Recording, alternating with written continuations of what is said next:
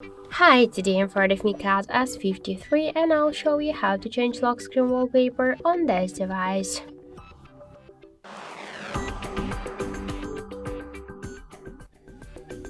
So first open the settings application and then tap to the display section, tap then to wallpaper, select one from these available folders with the wallpapers. You could use your photo from your device gallery, Google Drive photos, or also to use one from the default photos.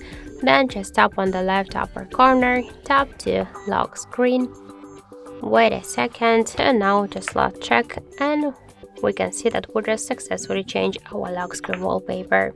Also, we get one more way how we could do that. Just hold for a while the home screen with your finger, tap to the widgets, to the wallpaper icon, wallpaper, and select one from these available folders. After that, just use one from the wallpapers. For example, let's use this one. By the same way, tap on the left upper corner, select lock screen, and that's it. So thank you for watching, and if you find this video helpful, leave thumbs up and subscribe our channel.